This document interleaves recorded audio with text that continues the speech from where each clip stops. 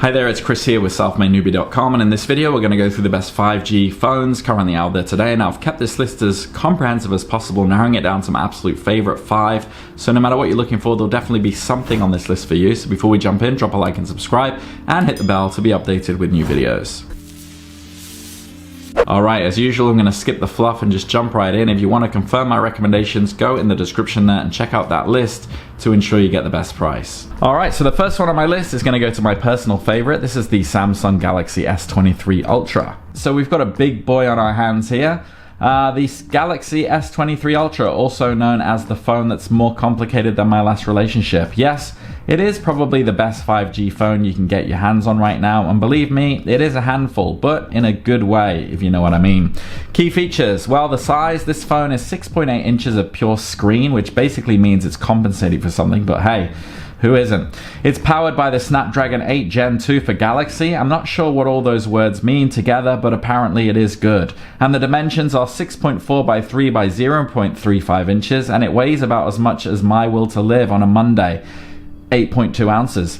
Battery life, oh, it's got battery life, 12 hours and 22 minutes to be exact. That's longer than some of my relationships. And for all of you network aficionados out there, it does support AT&T, T-Mobile, and Verizon. So who's it for? Well, it's really the Usain Bolt of smartphones. It's fast, it's got stamina, and it's probably out of your league. The camera is a whopping 200 megapixels, so you can take pictures of your cat in stunning detail. The graphics, well, they are beating the iPhone, so take that, Apple. But remember, with great power comes great price tag. This phone is like the Rolls-Royce of smartphones, and you're probably going to need a celebrity's wallet to afford it. And don't even get me started on the charging speed. It's limited to 45 watt, which means you'll probably be able to cook a 3-course meal in the time it takes to fully charge. But if you've got the money and you want the best 5G experience with a side of magnificent photos, then this is probably the phone for you. The next one on the list is going to go to my best for iPhones, and this is the iPhone 14 Pro Max. So yes, you did hear it right. In my opinion, this is Apple's best 5G phone. So the key features, well, this phone has got a screen size of 6.7 inches because Apple decided that we all need a mini cinema in our pocket.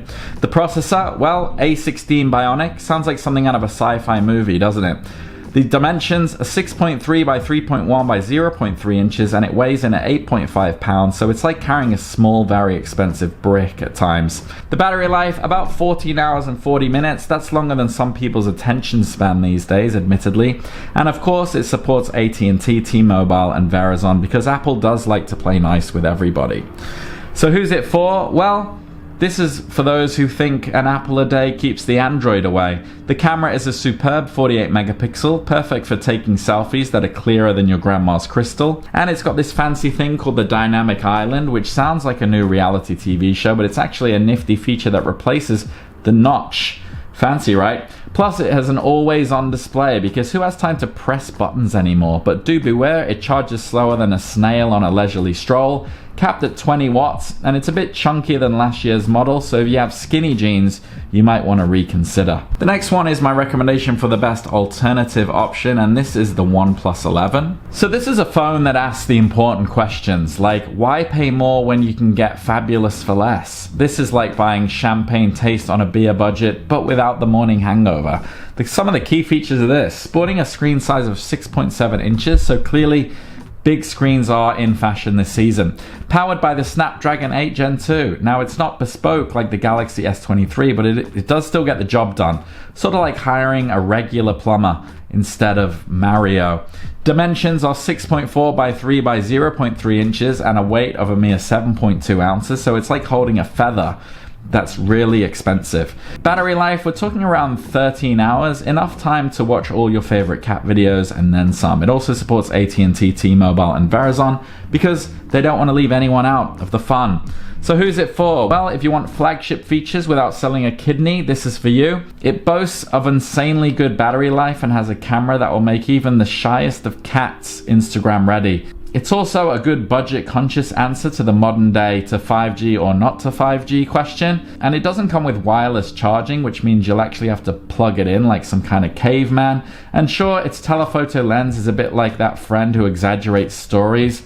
Doesn't quite reach as far as you'd hope, But if you're looking for bang for your buck with a few compromises, the OnePlus 11 is waving at you with both hands and a cheeky grin. The next one is my recommendation for the best value. This is the Google Pixel 7a. So this phone is the phone that's trying to bring champagne luxury to your beer budget. Google's basically taken the fancy bits from their Pixel 7 Pro, slapped it in a more affordable body and said, here peasants, feast your eyes on this. And you know what?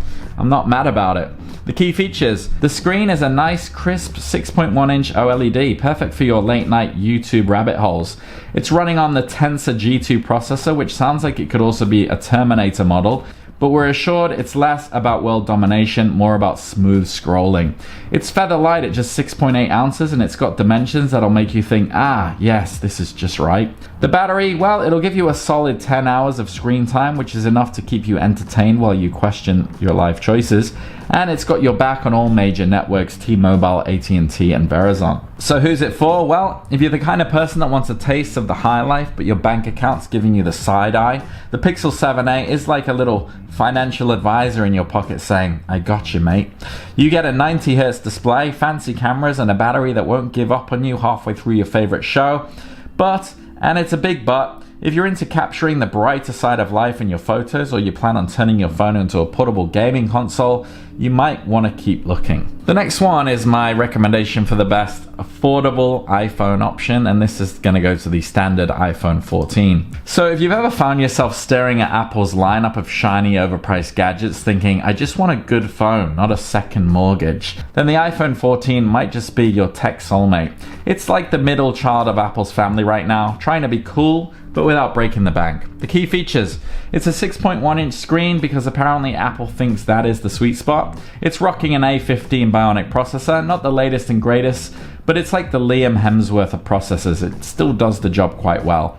Size-wise, it's a sleek 5.8 by 2.8 by 0.3 inches and weighs only 6.1 ounces, so it's like holding a cloud, assuming clouds were made of glass and aluminum. Battery life, you're looking about 10 hours if you really want to be optimistic, and of course it supports all the big names, AT&T, T-Mobile, and Verizon, because nobody likes feeling left out. So who's it for? Well, this is for those who want a taste of Apple life without selling their grandmother's heirlooms. It has cameras that'll make your selfies pop, a display so vibrant you might need sunglasses, and performance that's faster than my nan on her mobility scooter. And all of this comes without the need to live on instant noodles for a month. However, if you're looking for the fanciness of a telephoto lens or a screen refresh rate higher than 60 Hz, you might want to look elsewhere. But for the average Joe who just wants a decent phone, this is your ticket to the Apple Club. Alright, so those are my recommendations. If you do have any questions, you can drop them down below. And if you found value in this video, it really helps if you drop a like and subscribe. And I'll see you on the next one. Take care.